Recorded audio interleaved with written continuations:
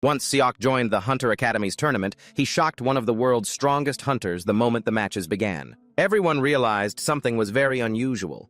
One by one, the trainees rushed him using every skill they had trained, but he took them all down with just his bare hands. No flashy skills, no special weapons, just perfect timing and overwhelming power. Even the officials and guild scouts watching from above, Maui, couldn't believe their eyes. And when Seok advanced to the finals and crushed the Academy's top student, the entire arena fell into chaos just as everyone thought the tournament was over. Lee Si-hun herself stepped onto the stage, a world-ranked hunter, a monster compared to the ordinary trainees. Unlike the rest, she immediately understood that Seok was hiding something far more dangerous than mere physical strength. Their battle pushed Seok to his limits more than anyone ever had. His body slowed, his breathing grew heavy. Fatigue began to drag him down, and that's when Seok finally unleashed the terrifying power he had kept hidden. He ignited his black flames, not to incinerate his enemy, but to incinerate the very concept of fatigue itself. In an instant, his exhausted body surged with life again, his speed recovered. His strength returned, and for the first time, even Lee Si-hun was forced to recognize that the man standing before her was no ordinary rookie. So how did this guy get so strong? It all began when our protagonist, Hyun Seok, recounted how he found himself transported to another world where he was tasked with saving it. After 25 years in this new world, he found himself facing the final boss with 3 companions, a saintess, a mage, and a knight. The boss monster praised Seok, saying he fought with great tenacity, for someone called a hero. Seok sarcastically replied that the boss didn't look so hot himself. The boss monster didn't appreciate the joke, which sent him into a rage as he charged Seok with a rock-splitting slash. However, Seok used his spear to block the attack, creating a deafening crash while the mage tried to provide support from the rear. The boss monster threatened to tear Seok to pieces if he didn't submit, boasting that the land they stood on was a kingdom built by its claws and fangs. The two continued to clash, trading powerful blows, but Seok quickly grew tired of it all and decided it was time to end this fight. He channeled energy into his spear with a skill called Paradox Flame and struck the boss. The blow created a terrifying explosion that sent the monster flying. It crushed massive boulders in its path. The two continued their brutal exchange of attacks, making the others at the scene look like mere infants. Seok landed a blow on the monster, but it still boasted that it was nothing, calling the attack too weak. However, Seok quickly showed it just how much that blow could slash away its arrogance. With his flame-quenching spear, Seok left a gash on the monster's body, and this time it realized it was done for. It crashed to the ground as flames consumed its entire body. The monster praised Seok, saying it never expected someone strong enough to defeat it, and Seok told it that he never belonged to its trash world anyway. The boss didn't believe this. It thought Seok was just spouting nonsense. Even so, it was certain its body would merge with this land, and one day it would be resurrected. Suddenly it realized it was being erased, and Seok sarcastically asked if it finally understood the situation. Seok told it that the black flames burning it were his special ability, which he called Paradox Flame. He added that unlike normal fire, which burns with oxygen, it uses abstract concepts as fuel. Seok told the monster that it might have been resurrected countless times in the future, but the flames burning it now would prevent that from ever happening again because its very existence was being erased. The boss monster then tried to mock Seok, saying that he may have killed it, but he would never be remembered as a savior hero because the people he called comrades were waiting for him to die in this battle. Seok replied that he already knew. The saintess quickly interjected, telling Seok he couldn't believe the words of a monster. However, Seok began to expose the saintess herself. He said that she constantly claimed to love him, but in reality, she hated him for being an outsider. It turned out all her attempts to seduce him were just part of a plan so that when the time came to eliminate him, he would hesitate to act against her. The saintess was stunned, realizing Seok had hit the nail on the head. Seok continued, saying he knew full well the mage and the knight were no different from her. It turned out the knight had received a treasure from the emperor, his reward for killing Seok. Apparently, the emperor feared Seok would usurp his throne. As for the mage, he was obsessed with human experiments and hated Seok for opposing slavery. Seok then told them that he had known all these truths for the past 5 years. The monster was shocked to hear this, and it asked Seok why he didn't just use his power to rule the world. Seok revealed that he had no interest in that, because all he wanted was to go home. Flashing back 25 years to 2005, Seok was just an ordinary 20-year-old office worker until a goddess brought him to this world. The goddess told Seok that he was brought to this world to save it. The moment Seok set foot in this world, He realized it was a living hell.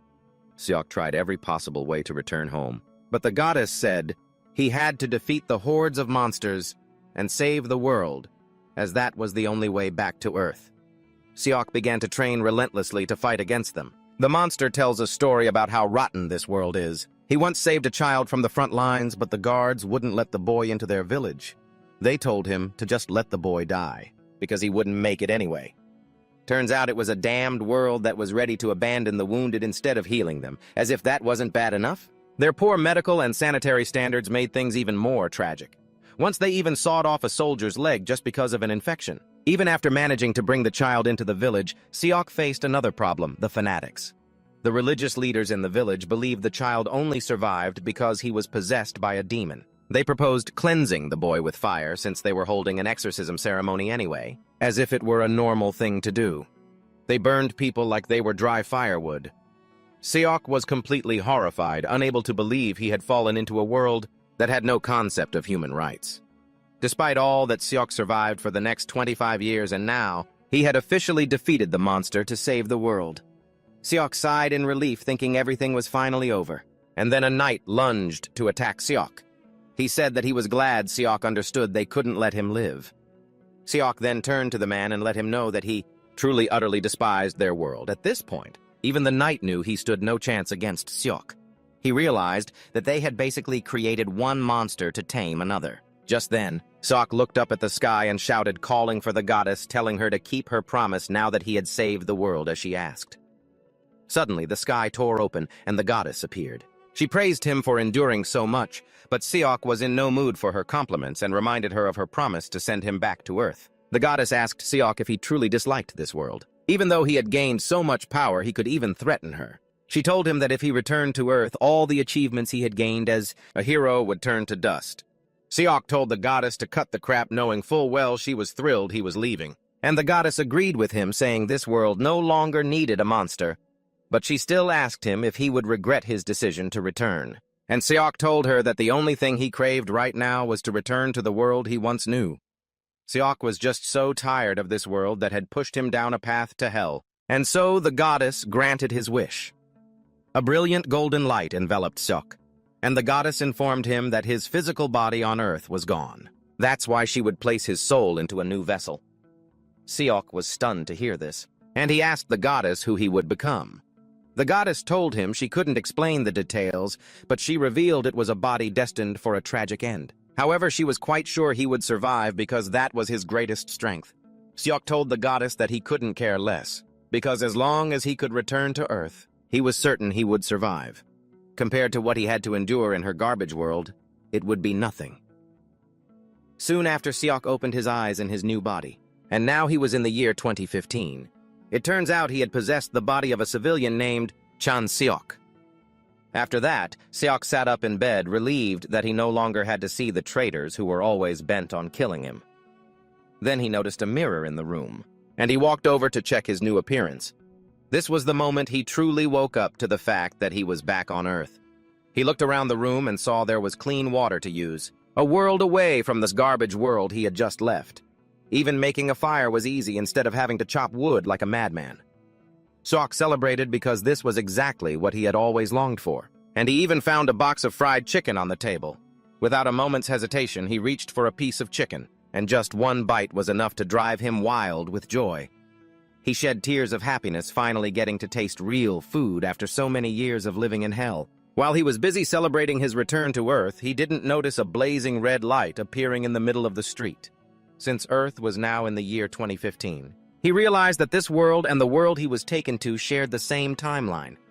However, he wasn't too bothered by it, because no matter how arduous and harsh Earth was, he believed it could never be as bad as that other world he had just returned from. After eating, Seok went into the bathroom to enjoy the warm water and then cooled off under the air conditioner. He walked to the window and looked up at the clear blue sky. He tried to take in everything he had missed for so long. As he was wondering what to do with his life, a hideous monster suddenly appeared outside the window, staring at Seok. Seok then screamed in terror, not understanding what the hell he was looking at. Just then, a loudspeaker announcement echoed throughout the area. It informed all residents that a corrosion rift had appeared right inside the apartment complex. Seok was completely bewildered, not understanding what the broadcast system was talking about. The announcer continued to urge all residents to evacuate immediately to the underground shelter.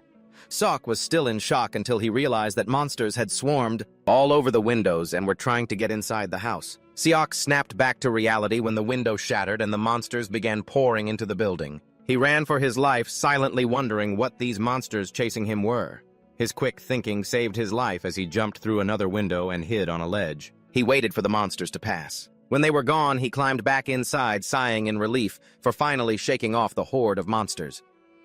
Suddenly, he saw a kid in the distance and rushed over to ask what he was doing in such a dangerous place. He urged them both to run to the shelter, but the kid was more interested in the monster they just saw, wanting to kill it himself.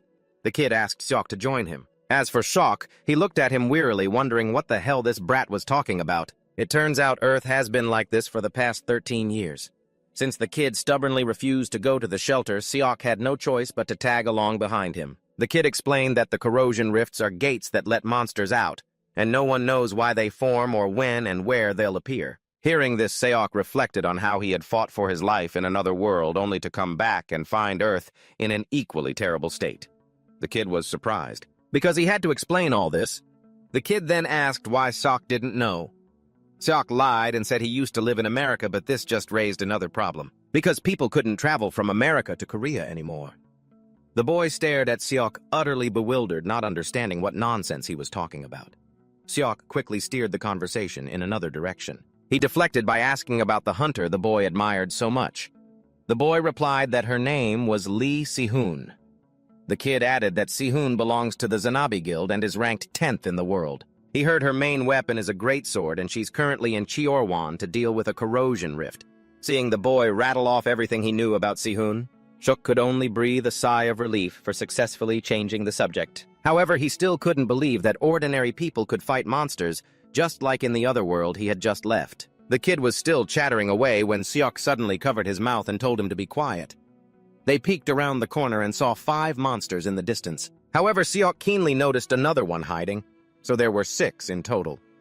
Seok silently thanked the heavens that this new body had some stamina, as he was already used to fighting while surrounded. Seok figured that taking care of these monsters by himself wouldn't be a problem.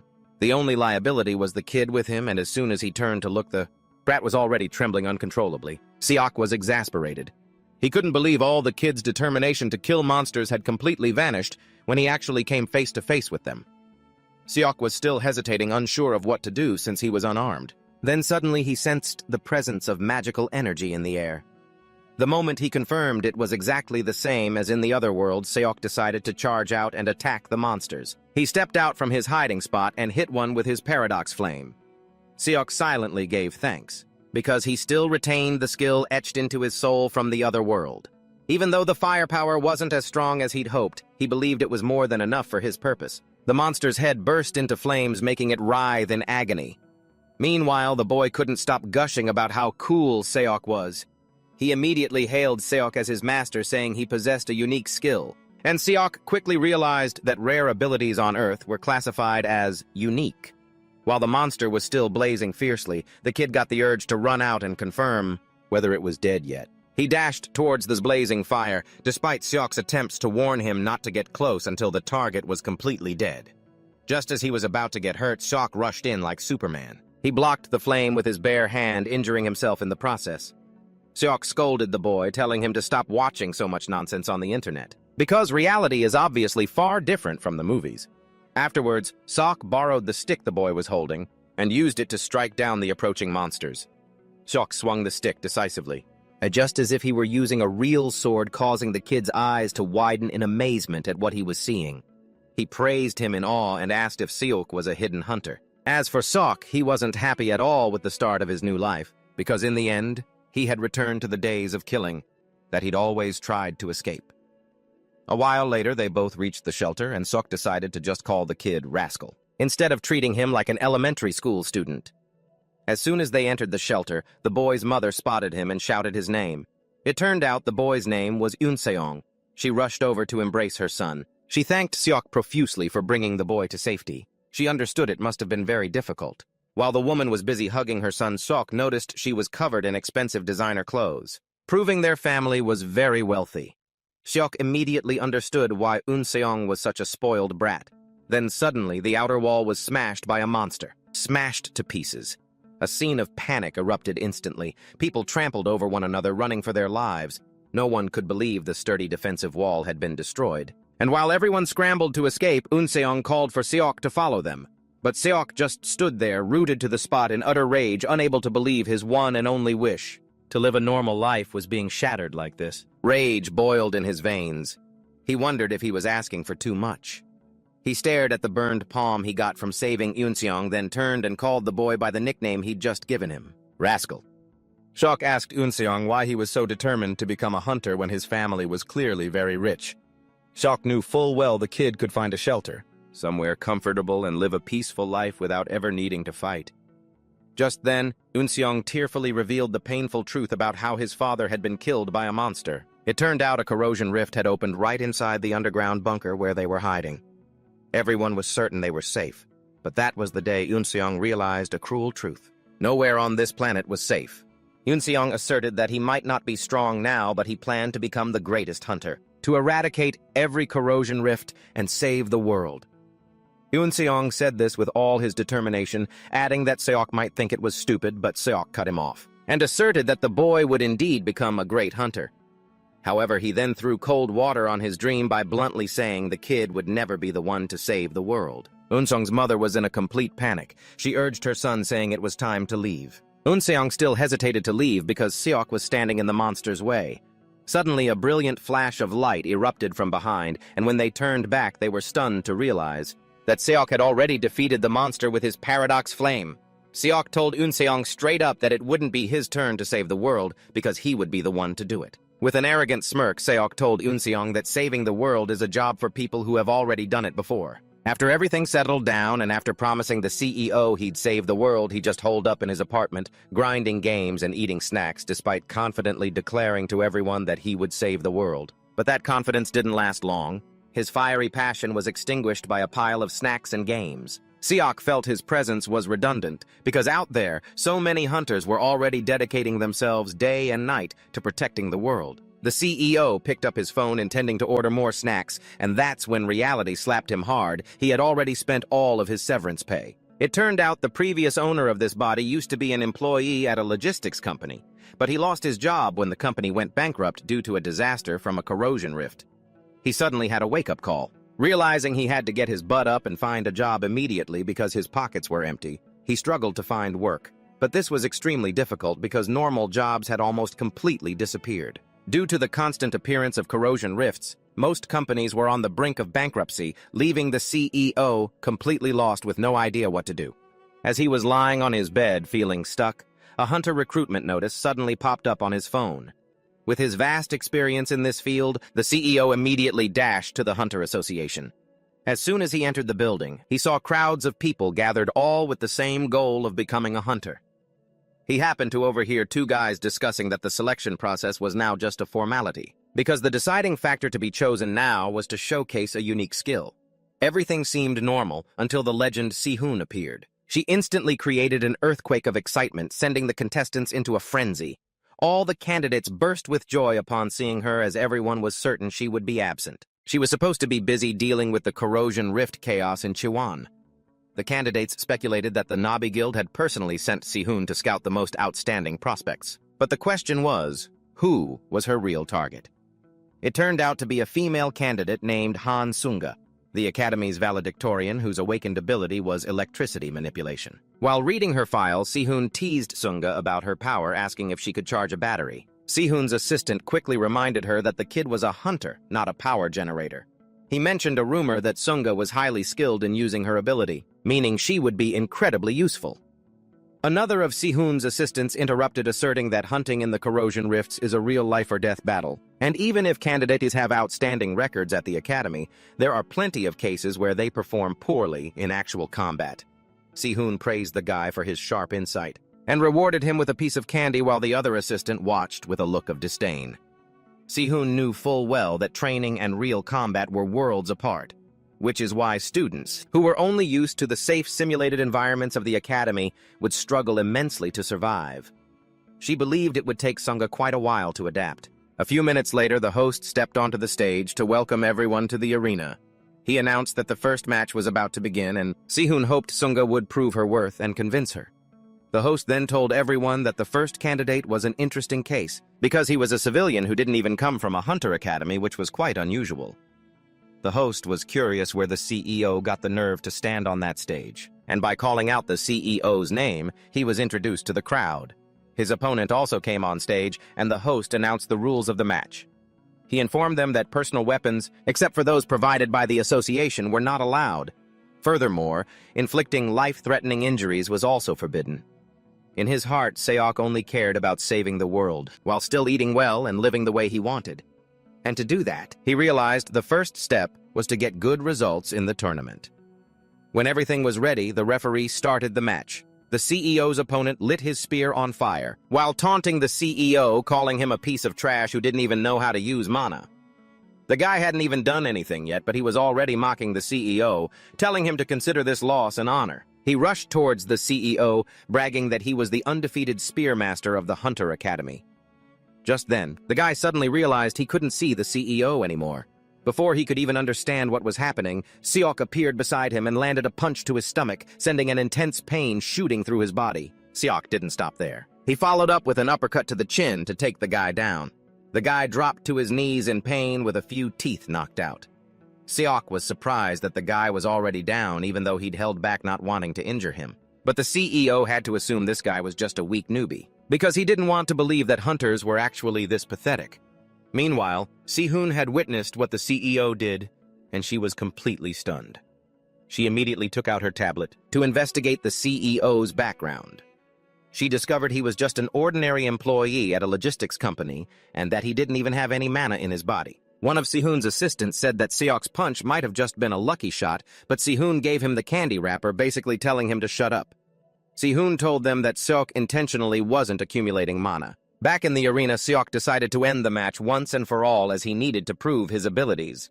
Seok then advanced toward his opponent, and the other guy nearly wet his pants when he saw Seok targeting him. Seok reassured him that it wouldn't be a fatal wound, so there was no need to worry. Despite promising to go easy on him, Seok ended up knocking the guy unconscious, officially securing his first victory of the day. This left all the officials astonished, and Sihun noticed that the other guilds were already starting to plot their next moves. However, Sihun planned to act before they could, so she could see what Seok was truly capable of.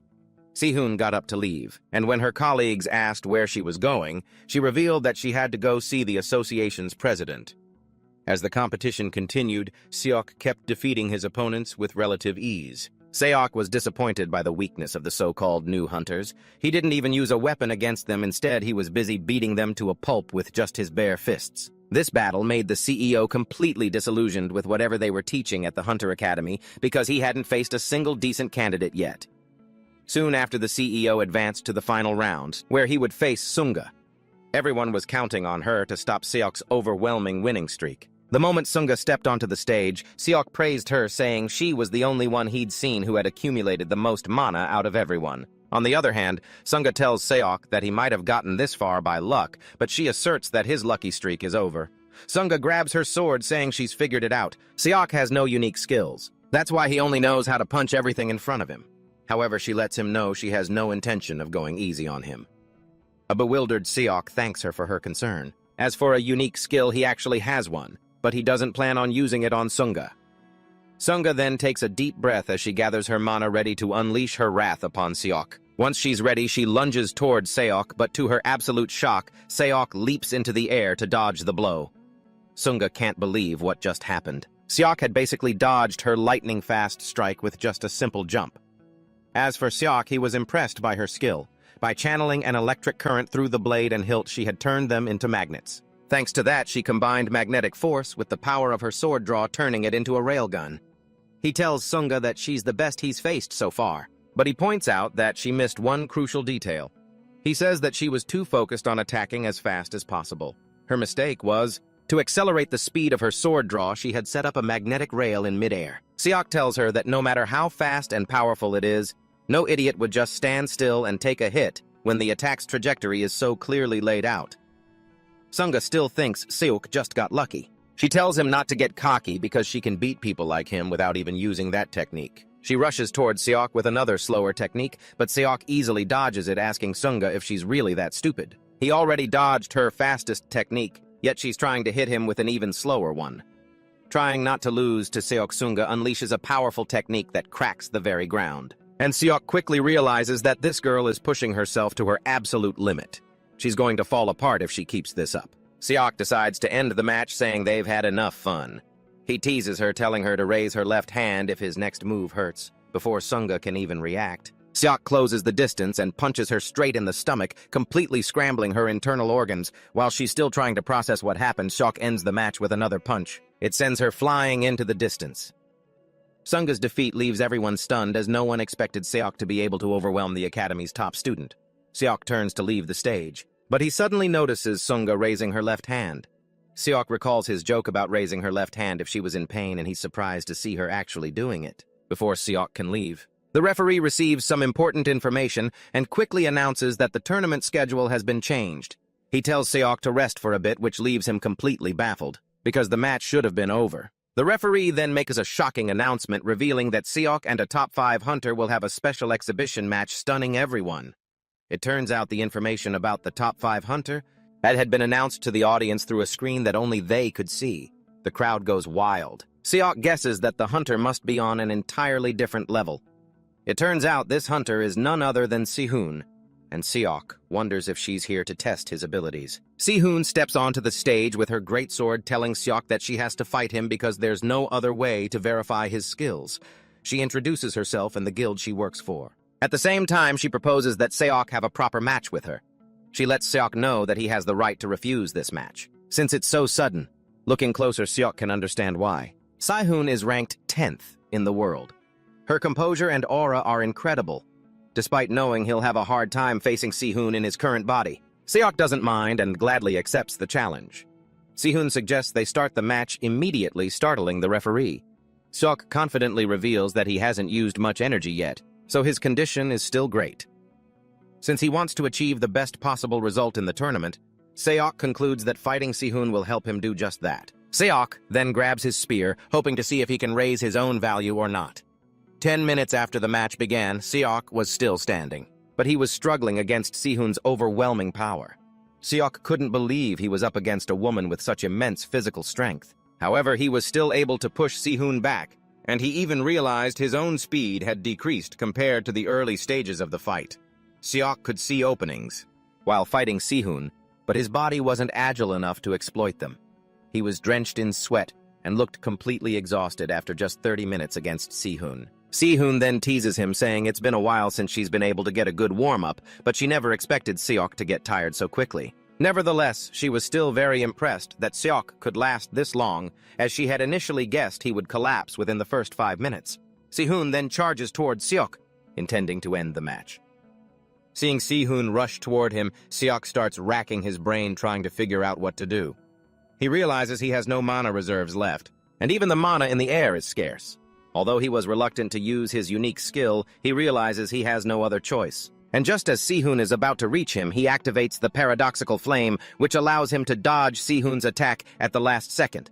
Sihun is completely astonished, because she was quite sure she had swung her sword with such absolute power and precision that there was no way Seok could have dodged it. And yet he did. She also notices a black flame blazing on his body, making her even more curious.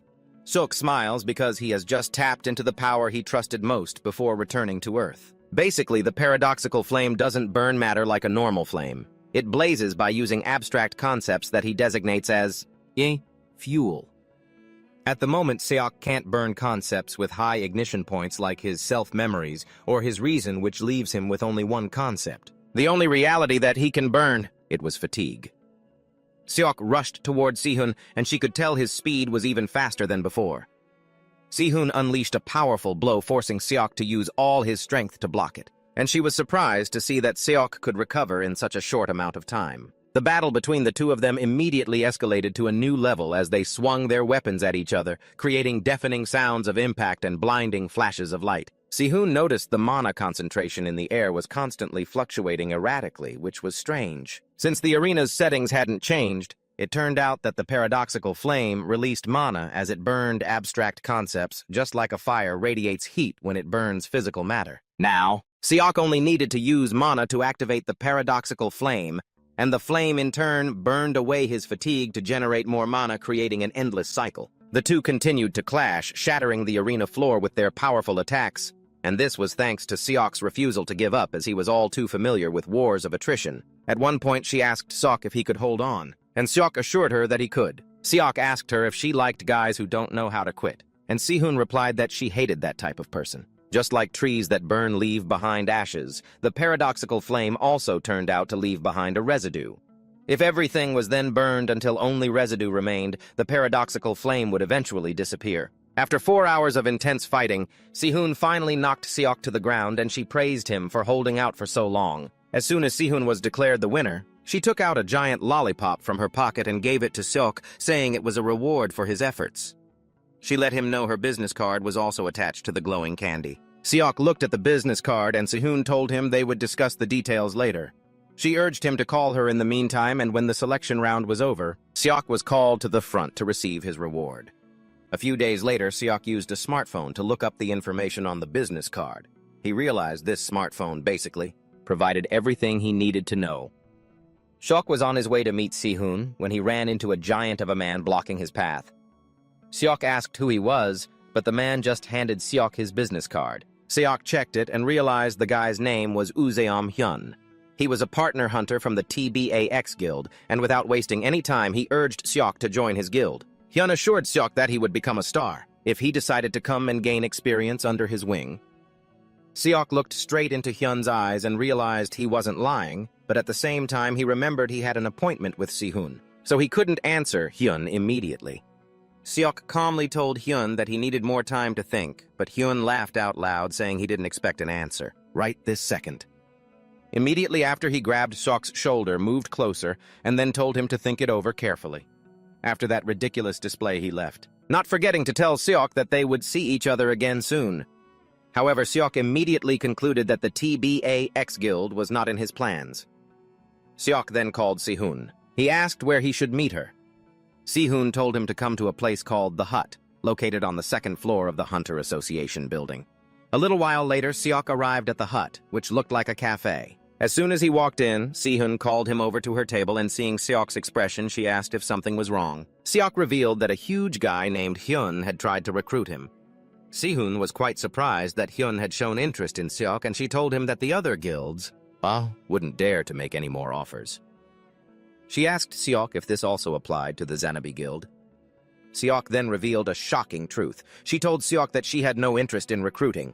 Which made Seok ask what she wanted to see him for then.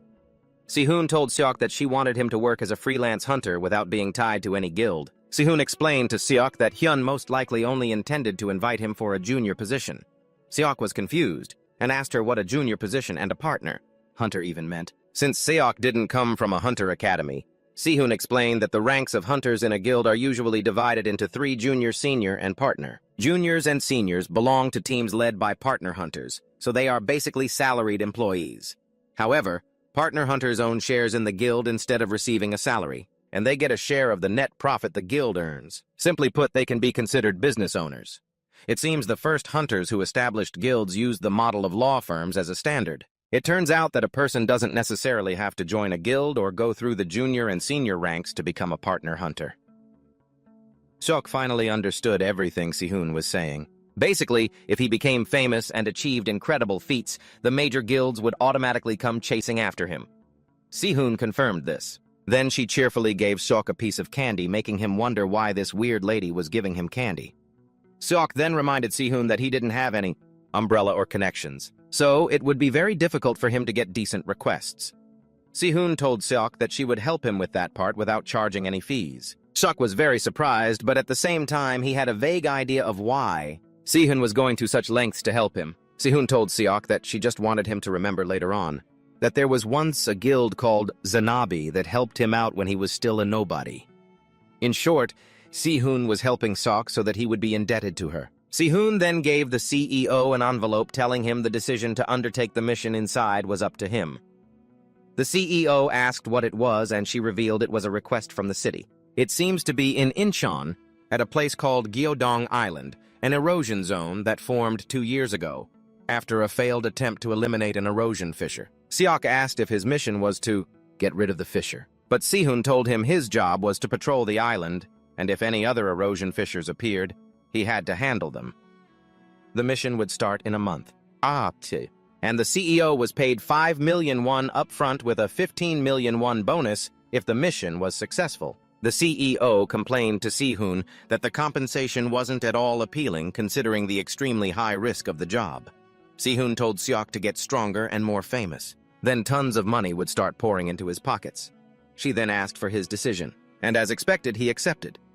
Afterwards, Sehun called her boss to tell him about how insane Seok was. Her boss asked who he was, and she explained that he was a civilian who had passed the selection round empty-handed. The boss didn't think this was too crazy, but Sehun told him straight that Seok had lasted for nearly 4 whole hours fighting her. Even so, the boss thought Seok lasted that long only because she was toying with him. Sehun then reminded her boss that she was a veteran hunter with 15 years of experience, and all her skills were forged in hellish dungeons. She emphasized that under normal circumstances she could easily toy with Seok, but he really made her struggle by dragging it out for 4 hours. Sehun acknowledged Seok's insane toughness, stating that she would probably never meet another monster like him again. The boss, tired of hearing her hype up Seok, asked if the mission she gave him didn't require a hunter with actual combat experience. The man was worried that Seok might not be able to handle veteran hunters despite his talent. Sehun told her boss not to worry because she had teamed Seok up with someone reliable, Sunga. The boss decided to trust Sehun's judgment since she was the operational brain of the entire guild. The boss then asked Sehun what she thought the CEO would be like when he reached her level, and Sehun confidently replied that the CEO would be strong enough to take down even him. A month ago, Seok had received an order for a spear and a bottle of elixir at his apartment. The elixir is a potion that hunters use in emergencies. It contains concentrated mana, which is extremely useful for instantly replenishing mana when it comes to mana control. It's like drinking water from a water purifier. A person can control the mana in the air, store it in their body, and use it when needed. The elixir in his hand allows him to do this in just a short amount of time. However, the CEO uses mana in a completely different way, as he skips the storage process and directly absorbs and uses mana from the atmosphere. The advantage of this is that there's no limit, since the CEO uses the vast source of mana in the air. Additionally, during the process of absorbing and releasing mana, the mana circuits that it flows through will gradually become stronger, allowing the use of a larger amount of mana. However, the only drawback is that until these mana circuits develop, the amount of power the CEO can handle is quite small, making it difficult for him to unleash powerful attacks in a short time. Seok decided to use a bit of the elixir since there was no time to waste. He was confident he would get more accustomed to his new body after a month of training. Back in the present, the hunters are lining up to verify their identities before being allowed onto the island. When Seok's identity is confirmed, the official informs him that he's been assigned to Squad 8. Seok joins the rest of the squad and remains silent while they chatter non-stop like parrots. Just then he hears someone call his name, and when he looks up, he sees it's Sung-ah. She's wearing a tank top, revealing a scar running down her shoulder. It turns out they're on the same team. She suggests that the two of them work together on this mission. The CEO asks why he should agree to work with her, and she reminds him that he's stronger than she is. She believes she can learn from the CEO, and the CEO teases her, saying his shoulders are about to fall off from embarrassment. Sunga's inability to take a joke surfaces as she seriously asks if his shoulder gets dislocated often. Seok recalls how she had literally raised her hand to surrender during their previous match, proving just how dull and humorless she was. A moment later, the team is gathered and an official briefs them on the mission objectives. Mentioning there are new hunters on the team, clearly referring to Seok, he states that the fissures, erosion fissures, are classified as Grade 1, Grade 2, Grade 3, and unclassified. The closer a fissure is to Grade 1, the more dangerous it is. He adds that the first erosion fissure to appear in an area is designated with an alpha suffix. It turns out the current location of the alpha erosion fissure on the island is a church to the north. However, he also states that this fissure is currently unclassified because the erosion will grow stronger over time. The official warns them they are absolutely not to approach the fissure, emphasizing that their mission is to patrol the area to detect and eliminate any new erosion fissures that may appear. A blonde guy on the team seems surprised that they have to embark on a mission. an elimination mission while saddled with a newbie. Before he knows it, the CEO sees the whole team is acting very strangely towards him just because he's considered a newbie before they even set off. They are informed that the control room on the mainland is still operational, and they can make contact whenever they need help. With that, the briefing ends. The hunters are deployed with wishes of good luck. As soon as they arrive on the island, the veteran hunters start planning, but Seok cuts in and suggests they set up base at Hwagesa Temple for easier operations. He then shows them the temple's location on the map, but the veteran hunters can't believe they're being ordered around by a newbie small fry. They also want to know why he wants to go to the temple, and Seok explains that from there they can observe their target area. Furthermore, they'll be able to see the entire area directly from the peak. He also mentions that they can use the temple's old building for shelter, and that it's basically a no-brainer. The veteran hunters immediately yell in his face. They argued there were countless other places to stop, and one guy even asked what the hell they were supposed to do if they got surrounded after pointlessly climbing the mountain. Seok reminded them that they weren't fighting thousands of enemies, so there was no way they'd get surrounded, but despite his attempts to persuade them, the common hunters declared that they had no reason to take orders from someone as severely inexperienced as him. Seok was speechless, realizing there were idiots on Earth, just like in the other world. Since they had no intention of listening, Seok suggested they go their separate ways. Seok left decisively and headed straight for the temple with Sang-ah following behind him. Surprisingly, the blonde-haired guy from before also followed, making Seok wonder why he was tailing them. Seok called him by his name, Ku Min-jae, and asked why he was following. Min-jae boasted that he was following to keep an eye on them since they were both rookies. Seok thanked Min-jae for his concern. He was genuinely surprised that there was at least one decent person on the team. Suddenly, Seok stopped and told the other two to halt as well. He motioned for them to be quiet and then urged them on. Min-jae peeked out from behind their hiding spot. He was shocked to see monsters blocking the path and immediately suggested they find another way since there were at least 50 monsters looming ahead. Then, Seok asked Min-jae what his exclusive skill was. The question flustered Min-jae as he couldn't believe Seok was planning to fight those monsters. Seok retorted, "Isn't it perfectly normal for hunters to fight monsters?" Then he repeated the question about his skill. Min-jae replied that it was fire, and when Seok asked which skill he was most confident in, Min-jae revealed it was fireball. He told Min-jae to prepare to attack the monsters on his signal. Min-jae vehemently protested, saying it was too reckless, because there were only 3 of them against 50 monsters. He added that this was their first mission, and the right thing to do was to radio the other hunters. While they still had the chance, Seok calmly replied that the others wouldn't make it in time. Unlike their group, which headed straight from Hwagesa Temple, the others were searching along the coastline. After that, Seok argued that calling the other hunters was the real reckless move, as there was no guarantee that anyone who heard the radio call would bother to show up. In addition, the monsters might scatter while they waited, becoming a threat to the other hunters. Deep down, Min-jae knew Seok was right, because the other hunters probably wouldn't come right away, especially after the argument they just had. Seok stated plainly that their only option now was to handle the monsters themselves, even though the situation seemed disadvantageous. But Seok said what they needed to do was launch a surprise attack. Since there wasn't much time, Seok started drawing a plan in the sand. He told Min-jae, he would be the first to attack the center with a fireball while he would block the 2 flanks. Min-jae was completely stunned by the plan Seok laid out, unable to believe. Seok had calculated every scenario as if he were already used to this kind of thing. As soon as Seok finished explaining, Min-jae sprang into action and launched a fireball straight into the monster horde. The attack created a huge explosion, incinerating the monsters it hit. Min-jae stepped back and said it would take a moment before he could use fireball again. Seok stepped up to continue the assault, telling Min-jae to fire another one as soon as he was ready.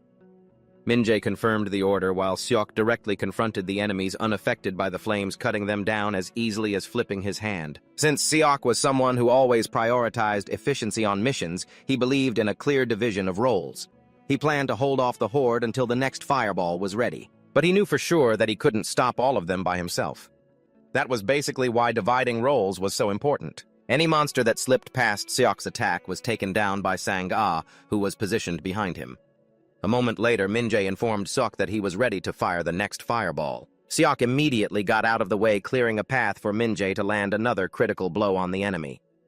Soon they had wiped out all the enemies, and as Seok was praising them for a job well done, Min-jae suddenly pulled out a gun, startling Seok. Before they could have a heart attack, Min-jae urged the two of them to stand aside, and Seok breathed a sigh of relief, thinking Min-jae was about to shoot him in the ass. Seok then implanted a microchip into a monster corpse, revealing that once the mission was over and the area was secured, the scrap dealer he had a contract with would come to collect the bodies. Seok was completely clueless about the term scrap dealer this guy just mentioned, and Min-jae explained that it was very difficult for them to recover the loot from monster corpses themselves because they're so heavy. Chipping them grants permission to the scrap dealers to come after the mission is over, to collect anything of value. Once collected, they appraise the items, sell them, and then split the profits. The scrap dealers take their commission, based on the contract, and the rest goes to the hunter who placed the chip. Seok asked Min-jae if the scrap dealers could be trusted, and he replied that that was exactly why. Finding a reputable dealer to sign a contract with was so important. Min-jae then showered Seok with praise, saying he was amazing because he never expected the three of them could take down 50 monsters. Suddenly, Seok's sharp intuition told him something was wrong. Without hesitation, he grabbed Min-jae and lunged forward to dodge an attack from a giant monster that had been stalking them. Luckily, Min-jae escaped without a scratch.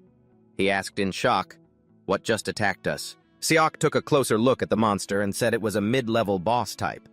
Seok was extremely surprised by its appearance, making him wonder if this was the boss of the horde they had just exterminated. Seok also realized this one was no pushover.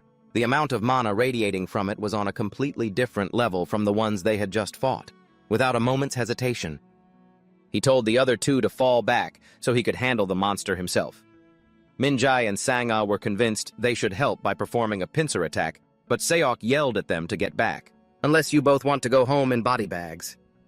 The seriousness in the CEO's voice immediately made them both step back, and deep down, the CEO had already finished analyzing the situation. He knew it was best to handle the monster himself, because with no one to get in his way, he realized he could freely use the paradoxical flame on the monster. As soon as the CEO was ready, he provoked the monster, challenging it to charge. A moment later, Minzy asked Sang-ah if they were going to help the CEO, because it looked like he was in trouble. Sang-ah told him it wasn't necessary because while Seok seemed to be struggling, he hadn't actually taken a single hit since the fight began. On top of that, the attacks Seok was easily dodging were the kind that would have given her immense trouble. Basically, Seok was dodging and attacking at the same time. Sang-ah also realized that every time Seok's spear landed a hit, a black flame would erupt, making her wonder what kind of power it was. The more the flames flared up, the slower the monster became. At first, it seemed like the CEO was having a hard time, but it turned out he was basically just toying with the monster. Sang-ah was completely stunned. She couldn't believe the CEO was a rookie hunter just like her. After toying with it enough, Seok did something completely unexpected, tossing his spear high into the air. While the monster was charging toward him at full speed, Sang-ah panicked, certain that the monster was about to take him down. But just as the monster got close to Seok, it was pinned down and crushed by the spear hurtling down from above. Seok didn't even flinch, showing he had complete confidence in his skills. He praised the monster for still being able to move despite having all its energy burned away. Then Seok decided it was time to finish it. Minzy was completely overwhelmed by what he had just witnessed, because there was no way Seok could so easily defeat such a heavyweight monster. After finishing off the monster, the CEO asked Minzy if it was normal for a monster with such power to appear on the island. Minzy replied that he was wondering the exact same thing, because this monster wasn't even a fault of the corrosion fissure. Minzy said this could only happen if they had entered a fissure that was at the very least rank 3 or higher. At that moment, Seok remembered that during the mission briefing he heard that the Alpha Corrosion Fissure hadn't been classified yet. In that case, the CEO told the two of them that the Alpha Corrosion Fissure on the island had been upgraded to rank 3.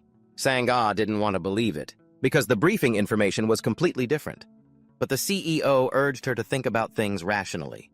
He told her there was no way to explain the current situation if the fissure wasn't rank 3. Minzy panicked when he heard that, because the difference between an unclassified fissure and a rank 3 fissure was night and day. Minzy revealed that if this was true, the other hunters were in danger, and they might not even make it back alive. Minzy immediately suggested they go save the other hunters because with the CEO's skills, they still had a chance. However, the CEO flatly refused the offer, saying he wasn't interested. Minzy asked why he would refuse, and the CEO made it clear that there was no way he alone could save all the hunters on this island. He reminded Minzy that he was only human and had his own limits. He also reminded the two of them that their team's mission wasn't to rescue hunters in distress, but to identify and destroy any new corrosion fissures that appeared. Furthermore, he told them the obvious, that not everyone would survive. That's a brutal part of this job. Sang-ah then asked what Seok would do if he were in the other hunter's situation. Seok didn't understand what she was implying, and she said it plainly that he would be begging to be saved too. With a steely tone, Seok told them that he wasn't refusing this, because he was someone who didn't understand human emotion. He told them he was just talking about the outcome because in this world, and some deaths are unavoidable. He told them that once you face deaths like that, it's normal for people to lose their lives. Then Seok advised them not to act based on emotion because with that mindset, they wouldn't survive in this cruel world. That evening, they reached the temple.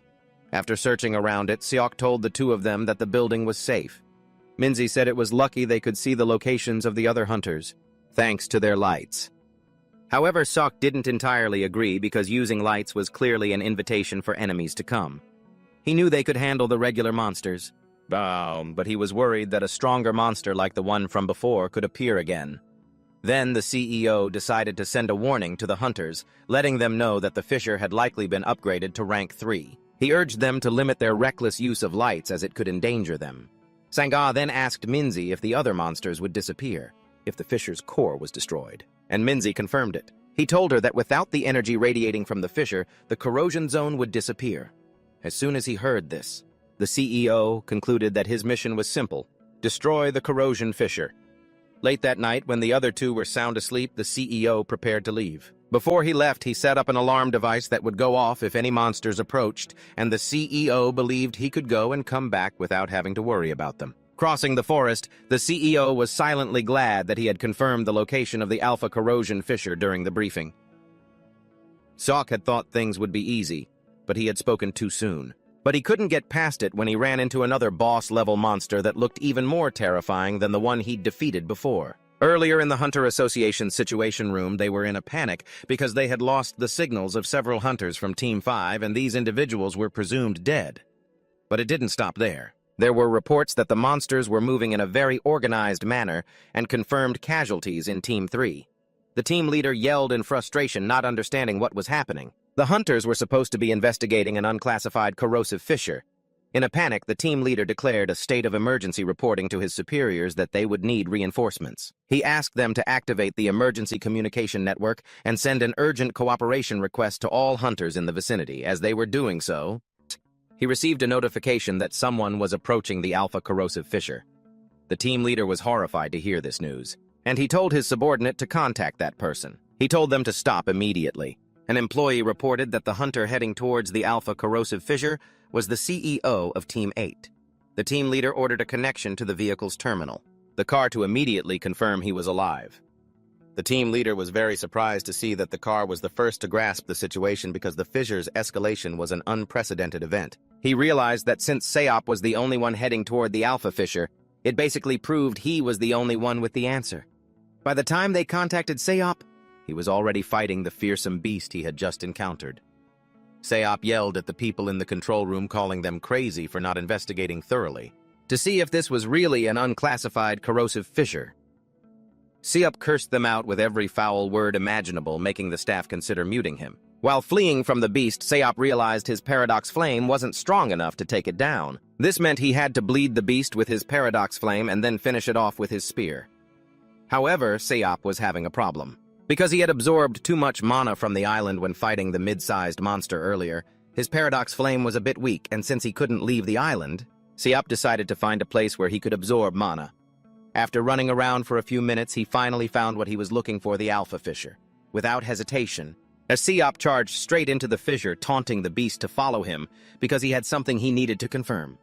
Back in the Situation Room, they were stunned when Seop's GPS signal suddenly vanished, and they realized he had entered the Alpha Corrosive Fissure. As soon as he was inside the fissure, Seop was surprised by how clean it was. On top of that, it was quite large, and Seop wondered just how much bigger a level 1 or level 2 fissure would be, if an unclassified one was already this big. Just then, the boss-level monster appeared, and Seop knew it was time to end their fight. Seop always had a problem with the paradox flame. It spread to every living thing except for him. The flame had the potential to burn allies, and sometimes it flared up so much that he couldn't control it. This was the only weakness of the skill. But when fighting alone, it wasn't really a weakness because he could fight any way he wanted. Seop swung his weapon at the monster, unleashing a massive wave of fire toward it, while simultaneously absorbing mana into every corner of his body. This expanded his mana circuits, making him even stronger, and a deep breath showed Seop what he had been missing all this time. Just then, the monster screamed. Seop immediately understood what it was about to do. Shortly after, other monsters appeared, and Seop wasn't surprised at all. He knew the monster was calling for reinforcements with that ear-splitting shriek. Even so, Seop told the boss monster that its tactic of overwhelming him with numbers was useless. Seop created a barrier of fire around himself, sweeping through the monsters while telling them he was stronger now, though not as strong as he was back in the other world. According to Ninja, the core of the fissure would be the strongest monster here. Suddenly, Seop was attacked from behind by a talking monster, but he dodged the blow. When he turned around, he saw a hideous monster staring at him. Seop was quite surprised that this was an intelligent monster because it could speak and even waited, for his paradox flame to die down before revealing itself.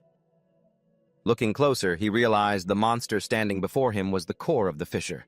With his current power level, Seop believed he could unleash a 4-hit combo chain, and without hesitation he struck.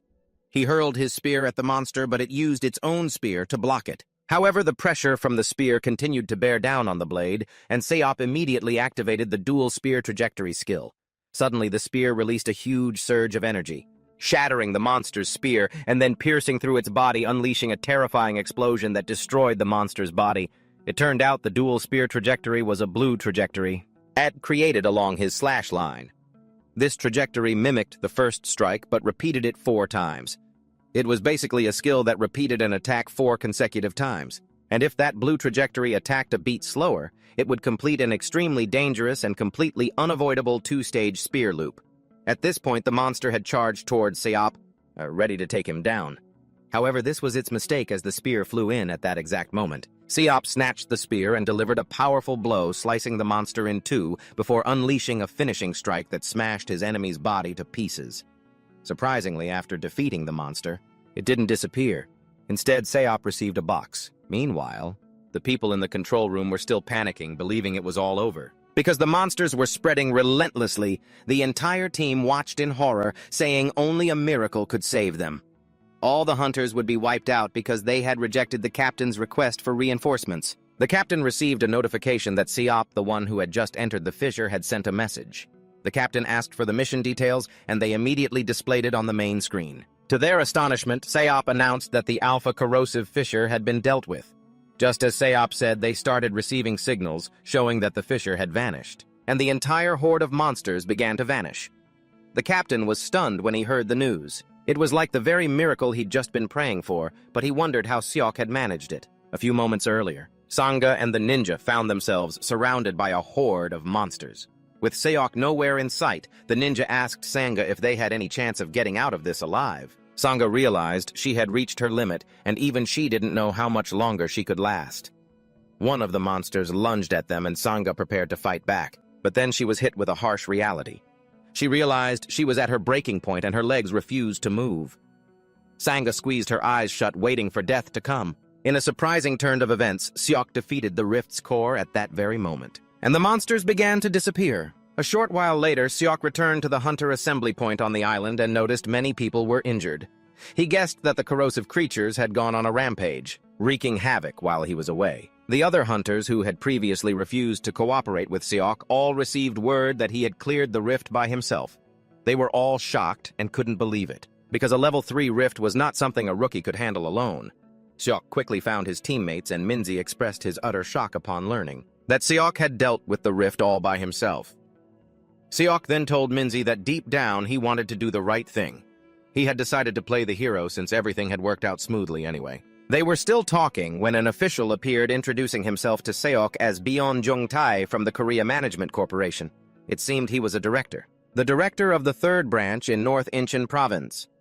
Byeon told Seok that the mayor wanted to see him. A little later, Seok arrived at the mayor's office in the pouring rain, but he didn't mind much. He was planning to renegotiate his reward anyway. As soon as he arrived at the building, he was greeted by Lee Pil-jae, the communications and liaison officer. On the way to the mayor's office, Pil-jae let Seok know that the mayor had been eagerly awaiting this meeting. He revealed just how shocked the mayor was when he received the report from the island. Apparently, the mayor had canceled his entire schedule after receiving the report, and Seok teased him, saying he shouldn't have done that, since he hadn't even done anything that impressive. Piljae told Seok not to say that, because a rookie hunter single-handedly destroying a level 3 corrosive rift hadn't happened since the time of the very first active hunters.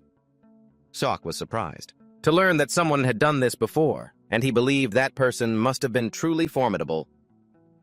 Not long after they arrived at the mayor's office, Mayor Park Ji-hoon welcomed Seok, apologizing for calling him over in such terrible weather. Ji-hoon then told Seok to have a seat while sending Piljae to get them some coffee. When it was just the two of them, Ji-hoon praised him, saying he had done a great service for the country. He admitted the island had been a persistent problem. Since their budget was limited, hiring an expensive guild was very difficult. Seok replied that he was pretty sure. The man was just happy the problem was solved for a relatively cheap price. Ji-hoon confirmed this and asked Seok if it was true this was his first mission, and Seok said it was. The mayor shot up from his seat, excited, saying he was so proud of Seok for taking his first steps in Incheon. He started to ramble on about how Korea is the safest country in the world, making Seok wonder what was suddenly wrong with this guy. The mayor continued saying that Incheon is one of the country's key locations as it's a commercial hub. In addition, the Free Economic Zone project was attracting a lot of foreigners who wanted to invest. In fact, there were so many investment offers it was hard to choose. The mayor told Seok that huge amounts of capital were pouring into Incheon's international cities. Then the mayor told Seok that he would provide all possible support to make Seok's life as a hunter easier. On the way to the mayor's office, Bion had asked Seok what his purpose was for becoming a hunter. Seok used an analogy that there always has to be someone there to unclog a blocked toilet.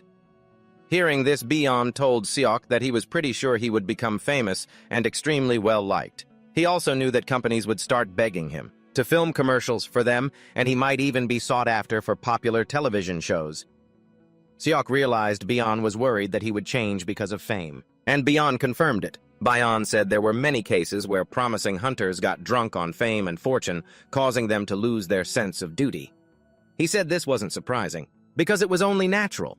He added that the only safe place left was Korea, and it was called the last remaining sanctuary on Earth. Bion let him know that what he had achieved was incredible, which meant that many people would be watching him with great interest.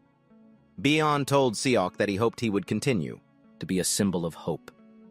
Now in the mayor's office, Seok realized this mayor guy was basically laying everything out on the table without beating around the bush. However, he knew the mayor would soon find out he wasn't someone who could be swayed by things like this. Seok had lived too long and endured countless hardships, so all of this meant nothing to him. Seok then asked the mayor what he wanted from him because there was no reason. He would support him for free. Seok then went on the offensive, telling the mayor he was pretty sure he was trying to boost his approval ratings for re-election. The mayor was surprised by Seok's sharpness, and he simply replied that you can find everything on your phone these days.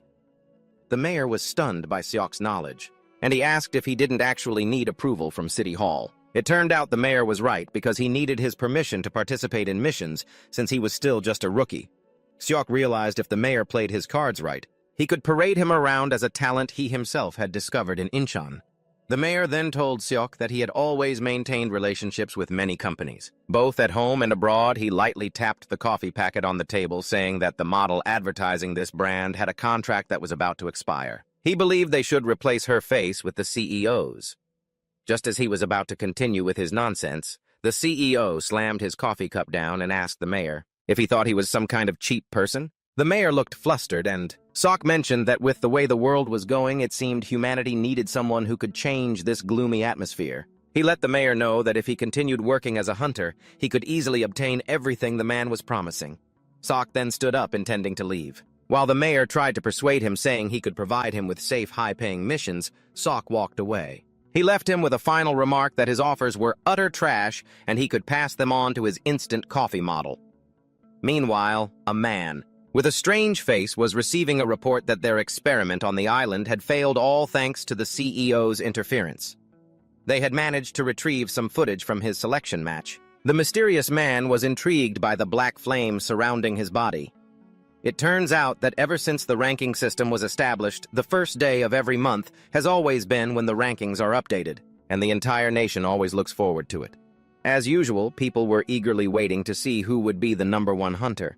Even though the rankings didn't change much, it was still a source of public entertainment. Sion was also very interested in the rankings because she wanted to know if Seok would be on the list. In the end, things turned out completely different. In 10th place was Seon, while 5th place went to Kim Cha-hyun, and Cho Yariam was in 3rd place. Meanwhile, Dang Tae-sup took 2nd place, and as for the #1 spot, it turned out to be none other than Seok. This ultimately earned him a major press conference. There he was expected to answer questions. All eyes were on Seok, since he was just a rookie who had cleared a 3rd-ranked dungeon. He was bombarded with countless questions about how he managed to conquer that dungeon. After a barrage of questions, Seok finally called for one last one. A reporter asked what his resolution was, and he assured them that he would do his absolute best. Afterward, Seok was invited on a tour by Association President Moon. He took him to the former site of Gonzo Prison, where a giant crater now marked the spot where the prison once stood. Mun told him that what he was seeing was the fate of many nations.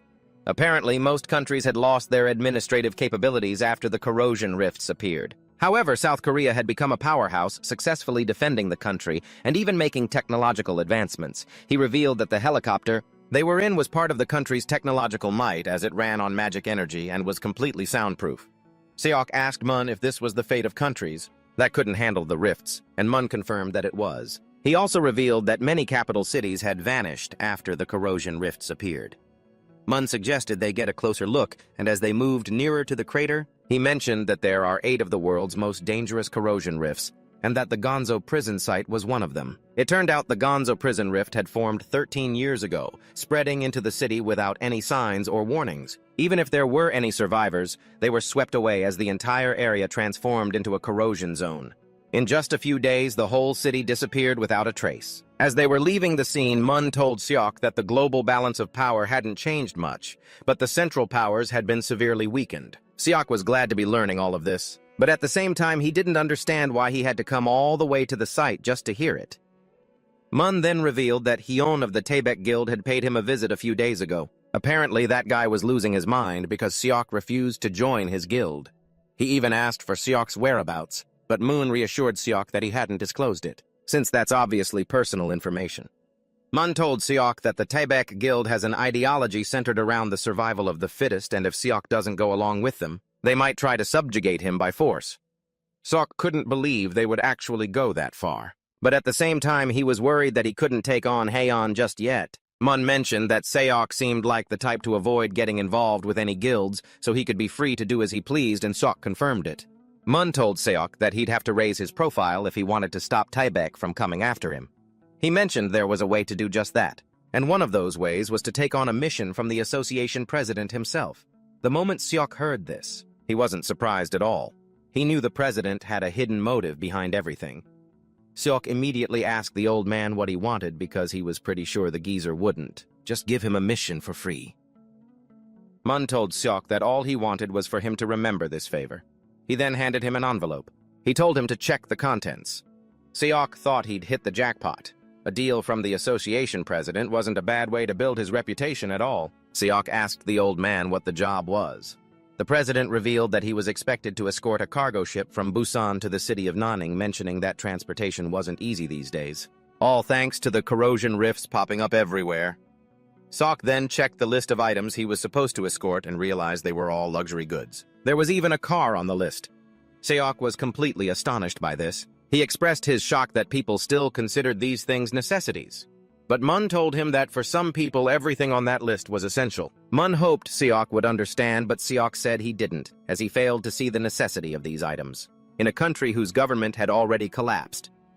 Mun explained that while many nations might be falling apart due to the rifts, it didn't mean international politics had become obsolete. Seok immediately realized that this mission was all about maintaining international relations.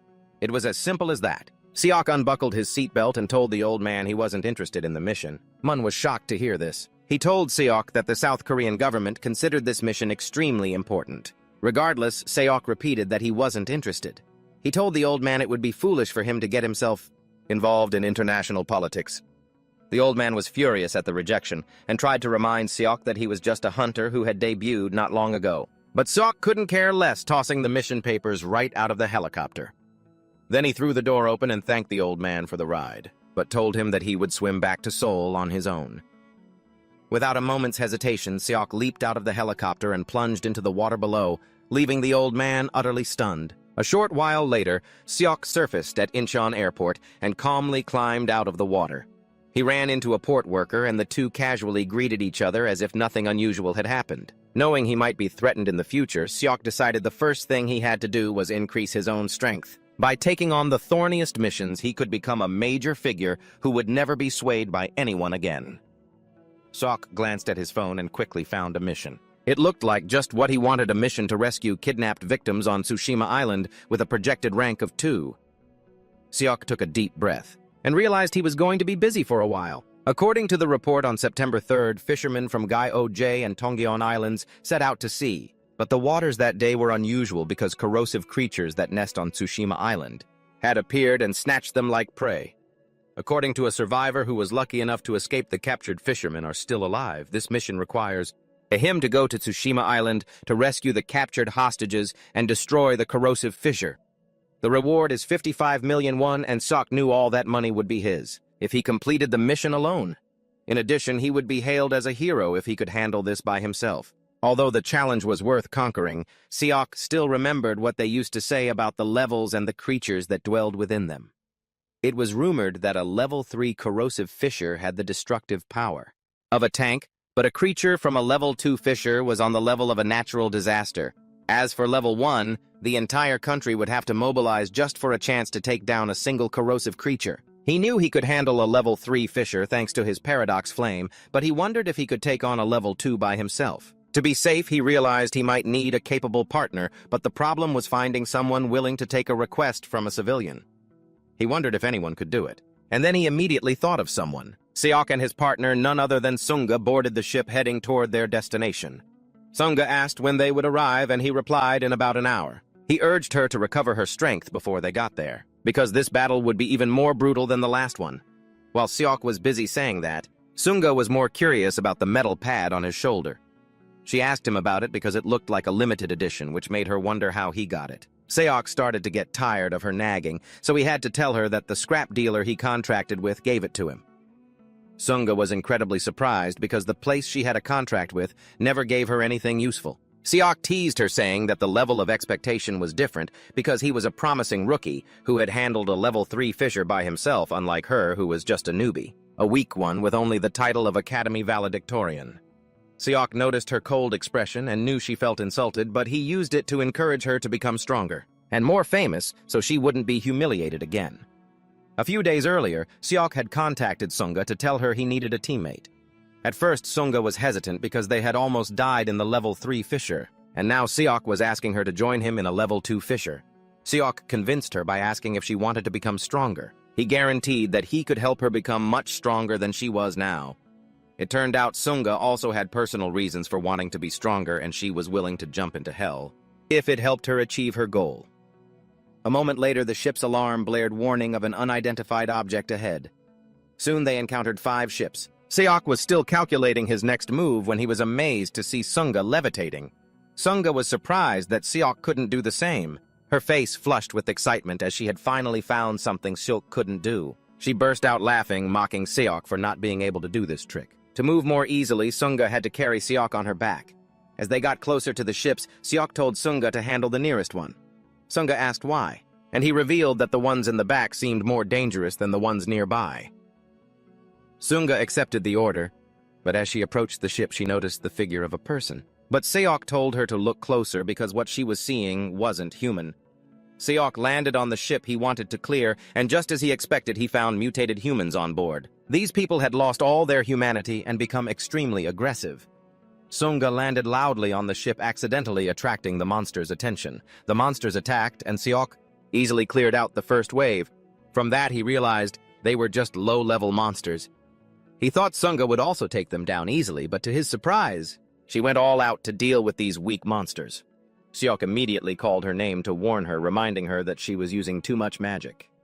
He told her if she kept this up, she would soon run out of magic. He said that at her current level, she only needed a small amount of magic, and Sunga suddenly remembered Seok's promise to train her to be stronger. Following Seok's instructions, Sunga reduced her firepower, but Seok still said it was too much. Because the life of the weak is a tragedy, Sunga had decided that she would never be weak again. But while crushing the enemy, Sunga confidently reaffirmed her ambition to become even stronger. A moment later, Sunga had cleared out the monsters. She turned to ask Seok if it was all over. Seok told her he had already taken care of the remaining boats. Sunga reluctantly thanked Seok, saying she had learned a lot from his advice. Seok teased her, saying she didn't need to thank him, because the world is full of people who won't learn even if you spoon-feed them. Sunga honestly confessed that this was the first time someone had given her advice. This greatly surprised Seok.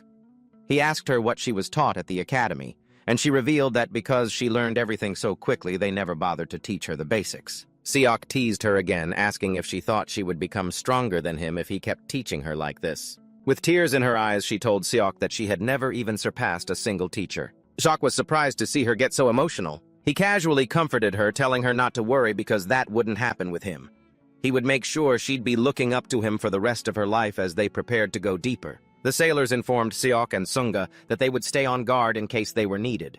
Before setting off, Seok told Sunga that according to the survivor, the hostages were at the shrine. Sunga informed Seok that there were 2 shrines on the island, Gaigen Shrine and Atazumi Shrine. Based on the distance, Seok believed that Gaigen Shrine would be their first destination, and Sunga said they could walk there in a few hours.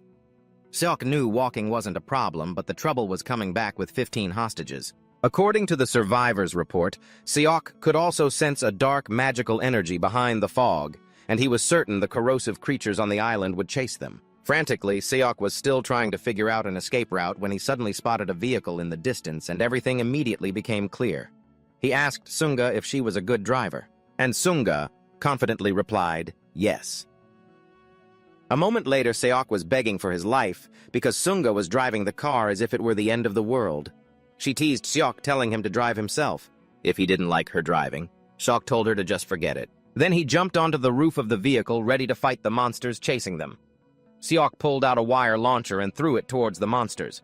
The attack wiped out a whole group of them, and when he yanked it back, the damage it dealt didn't lessen one bit. Just then, Seok spotted monsters charging from the left and shouted a warning to Sunga. Sunga showed her crazy skills behind the wheel, swerving with the most dangerous turns to fling them off. Sunga drove the bus on 2 wheels to shake off the monsters, and it was at this moment that Seok secretly wished he was the one driving. As they tore through the deserted roads, the monsters clung to their trail, swarming them like ants on sugar. Soon they arrived.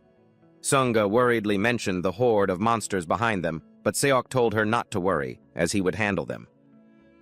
Sunga drove the bus into the temple. He immediately unleashed the paradox flame to block the entrance, incinerating any monster that dared to get close. A moment later, they found the hostages tied up.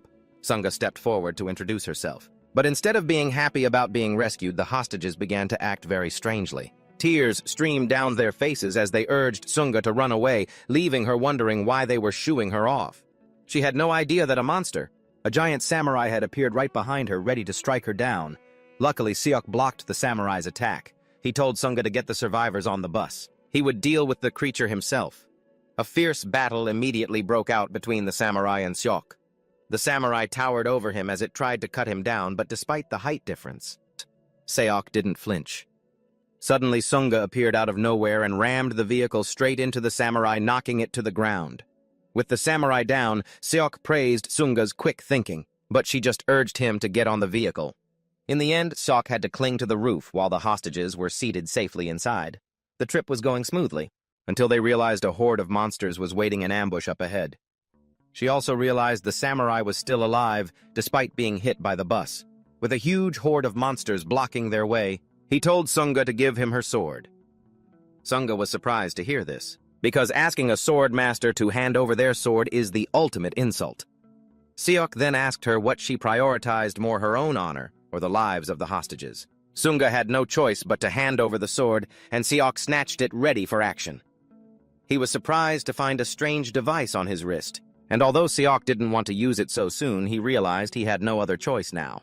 It turned out that Gauntlet was in the box he had received on the island, after defeating the core of that rift. It wasn't an ordinary gauntlet, as it could absorb magical energy from its surroundings. When he first saw it, Seok thought it was just used to replenish the user's magic. However, for Seok, it was much more than that. It turned out the gauntlet's maximum mana capacity only lasted for 5 minutes, but in those 5 minutes, he possessed enough power to rival Sihun. Facing the horde of monsters trying to block their path, Seok held the spear and sword in his hands ready to unleash a devastating blow. Seok launched an overwhelming attack towards the monsters, taking them all down in a single slash. Sunga was stunned and couldn't believe her eyes, unable to comprehend what had just happened right in front of her. Since the path was clear, Seok told Sunga to drive straight to the port and not look back. As they continued on their way, Seok was surprised to realize that the corrupted monsters kept appearing endlessly. As they relentlessly pursued them, Sunga told Seok that he'd better get out and deal with the monsters because the vehicle was at its limit. However, Seok told her to just keep driving, and at that very moment, they passed through a strange barrier. It unexpectedly stopped the monsters on the other side. All the monsters struggled, unable to cross the barrier, while the vehicle sped away easily. Sunga was utterly astonished. She looked around to figure out why the monsters had suddenly stopped chasing them. She noticed a glowing symbol on a wall, making her wonder if that was the reason. Sunga recalled that before they left, Seok had carved that symbol on the wall, saying it was a protective ward. Sunga had asked him what it was, and he replied that it was a method to repel monsters. Sunga curiously asked him where he learned it, but Seok said that even if he told her, she would never understand. The reason was simple. He had learned this skill when he was in the other world. Back in the present, Sunga asked Seok if that method could repel all types of monsters, but Seok replied that it couldn't. He told her that this barrier had no effect on truly powerful monsters. No sooner had Seok finished speaking to Sunga than the samurai stepped through the barrier as if it wasn't even there. The samurai's right eye began to glow, and a red laser beam shot out closely following the vehicle. Sunga immediately recognized this move and said it was called the mind's eye.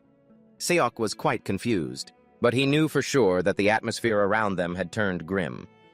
Even so, he didn't feel any fear. Instead, he suddenly noticed that Sunga was trembling because of this. Sunga said that the mind's eye is the ability to predict an opponent's attacks. She revealed that even for seasoned masters, this is an incredibly difficult technique. Seok saw Sunga trembling like that. Seok advises her not to be afraid because skills like the mind's eye are just cheap tricks. Seok then tells Sunga to watch closely because he's about to teach her how to deal with situations like this. Seok's eyes begin to glow, and suddenly the samurai starts to feel fear, causing him to panic and swing his weapon at thin air as Seok calmly walks toward him. He tells Sunga that this skill is something that can be achieved through experience. Basically, the technique reacts to killing intent or fear, and since the samurai couldn't sense that, he just stood there trying to look dangerous. Sunga knew that skills like the mind's eye, the mind sword, and even the state of no self were all cut from the same cloth. Sunga walks up to the samurai, without emitting any killing intent at all, and he easily takes him down with a single move. The samurai shatters from Seok's attack, and Seok nonchalantly tells Sunga that all the techniques he just mentioned are nothing special. He says that the illusion called enlightenment is terrifying because people get easily excited by a fancy name and then decide not to progress any further. Seok tells Sunga that the important things on the battlefield don't need a special name. Seok reveals that he can say this with confidence, because he himself had to sacrifice a lot to escape that trap. Seok tells Sunga that the samurai was actually strong because he survived being hit by a car. But unfortunately, the special move he relied on was nothing more than the mind's eye. After hearing these words, Sunga falls into a state of self-reflection. She asks herself what she has achieved in this punitive expedition. Sunga immediately realizes that she can't learn the way she wants to, and with half-hearted determination because there's a precious goal to pursue, she humbly begs Seok to truly teach her this time. Seok is surprised by her request, since he was already teaching her. But Sunga says that what she needs is direct guidance, not just advice. Sunga says she has realized just how weak she is, and she needs to get stronger fast. Seok asks her why, and she reveals that she wants to end Club Sadai with her own hands. It turns out Club Sadai is one of the 8 worst corruption fissures in the world, and it's famous for devouring the Himalayas in a single breath. Seok knows her goal is bigger than usual, so he asks if she's doing it for revenge. Sunga confirms this. She says she's doing it to avenge her family. Then she pulls out a card, telling Seok she's not asking him to teach her for free. Seok examines the card and realizes it belongs to the Key Corporation, with a market capitalization of up to 257 trillion. Sunga says it's the corporation owned by her family, and Seok is shocked to learn that Sunga is the U-69 heiress of a powerful Chaebol family. She explains that the company's chairman is her grandfather, but she has given up on the race for inheritance. Seok realizes Sangha might get dragged back into the succession battle if she shines as a hunter. Seok then asks what exactly she wants. Sangha begs him to make her the best. In return, she promises to provide him with elixirs. She tells him she'll get him extremely rare items. For instance, elixirs that aren't circulated through normal distribution channels. Since Seok also wants to get stronger, Sangha tells him that it will become a reality, thanks to the elixirs she provides. Seok realizes Sangha wouldn't even believe him if he said he had reached his desired level long ago. The main reason he's striving to get stronger is to return the Earth to its original state. Seok shakes Sangha's hand to confirm their agreement is sealed. He gives her a list of things he wants, and suggests they take the hostages to the hospital first. After taking the hostages to the hospital, Sangha asks the doctor how long it will take for them to recover, and since there are 7 malnourished patients, the doctor tells them it will be at least another week before they can talk to them. The doctor assures them they'll be the first to know when the hostages wake up, so for now it's imperative that they rest. Seok agrees with the doctor. He tells Sangha to follow him because their training will begin immediately. When they arrive at a training spot, Seok decides to ask Sangha a question before they start.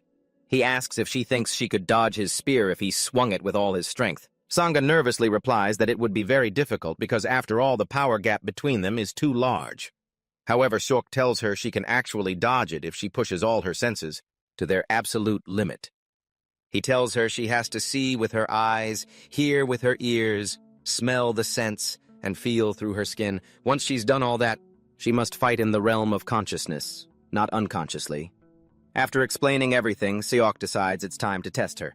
Before Sangha can understand what's happening, Seok disappears, and she's completely disoriented as she tries to find his position. In a flash, Seok appears behind her, places his spear at her neck, and says that she did it all wrong. All wrong because she was too slow. He explains that senses must come first and thoughts must follow. He tells her that in a real fight there's no time to think. She has to receive sensory input naturally and just move. He lets her know that the senses she hasn't mastered will only deceive her in battle. After explaining once more, Seok suggests they move on to the practical part. Meanwhile, a security guard is watching them train and he's completely shocked. Even when his friend shows up to watch, they are both dumbstruck with amazement. The land being used as a training ground is being torn to shreds by the two of them as they furiously exchange blows. Seok makes sure to give Sangha a real beating so she can get stronger as quickly as possible.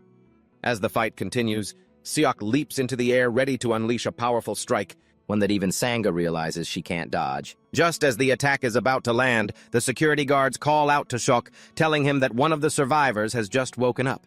Seok then decides to end the first training session here. It seems Sangha has at least learned how to block his attacks.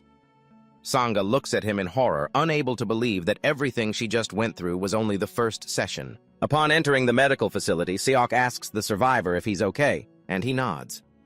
He then reveals that a truck arrived where he was being held, and strangers got out of it.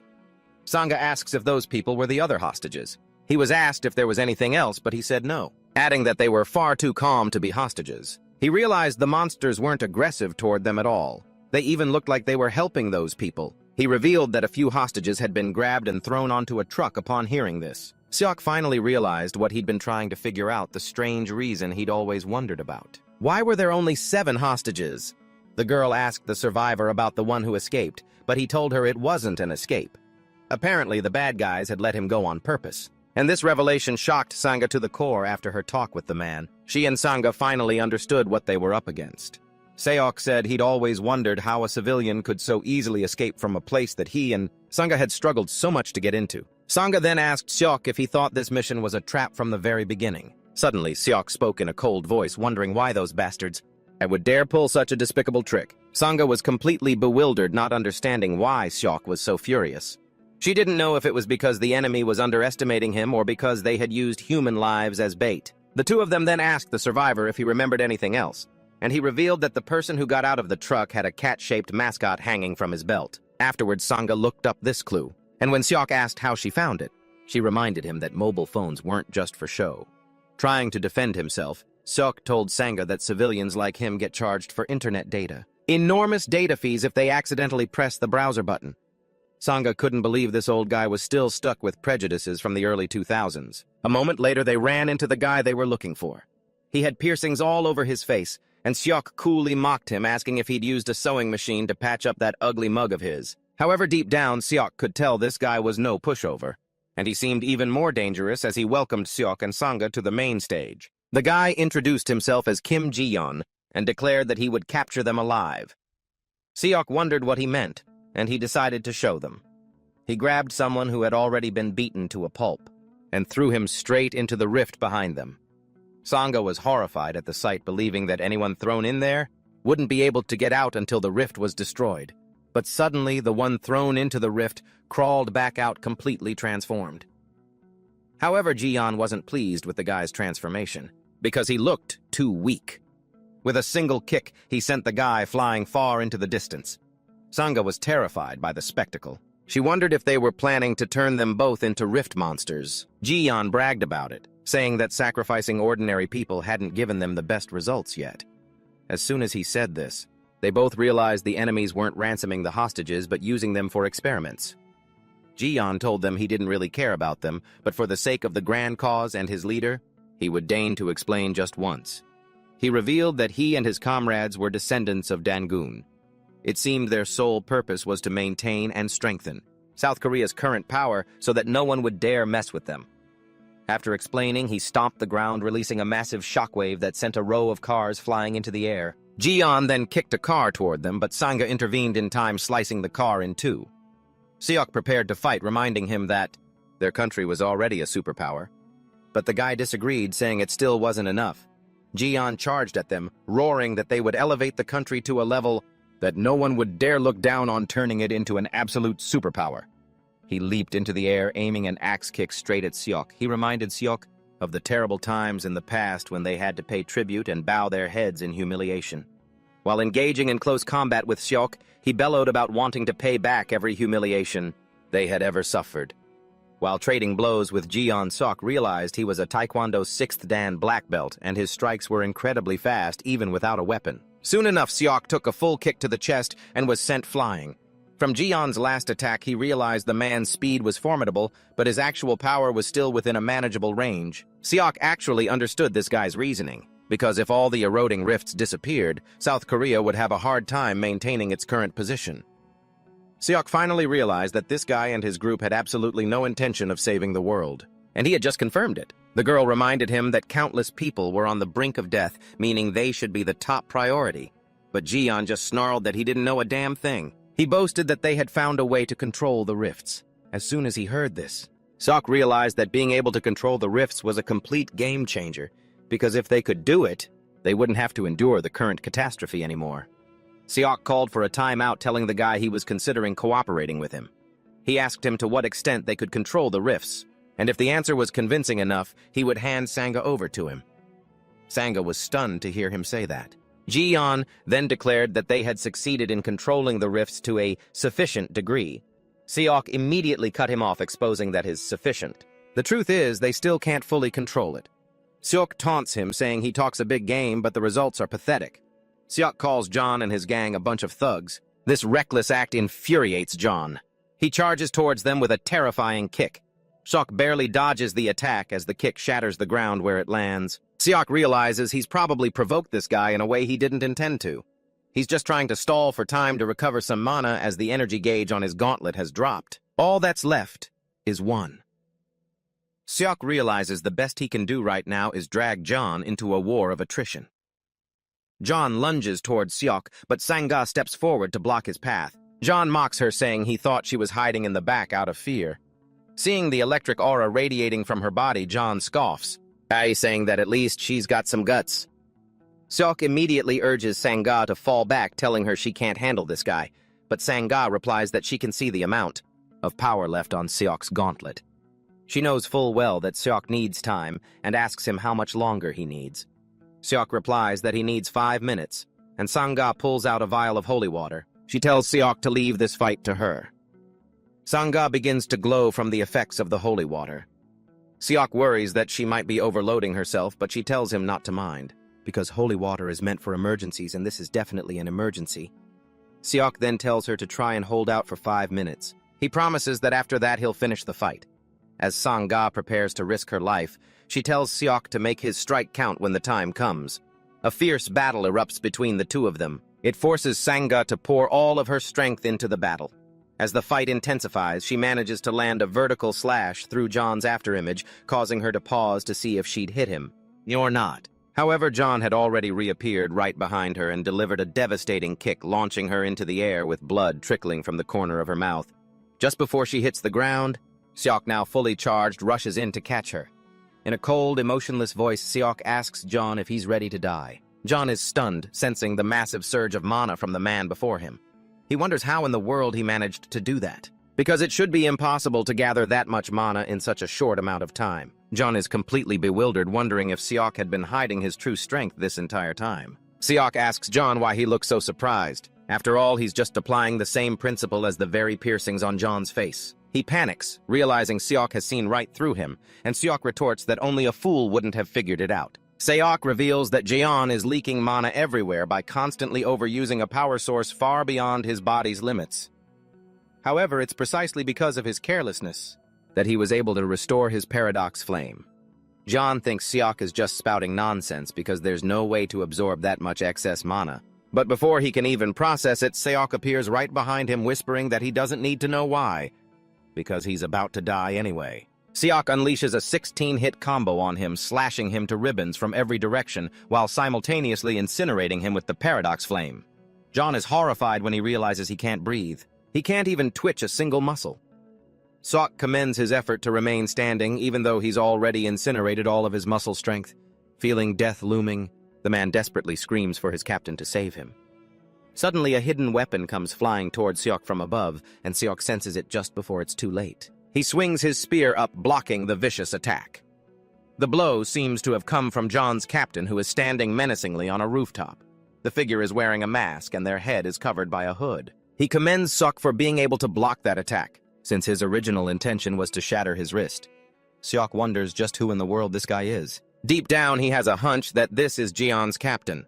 Though he doesn't want to admit it, Seok realizes this man is at least twice as strong as he is. Observing more closely, he immediately corrects himself, horrified to realize this person must be 4 times stronger.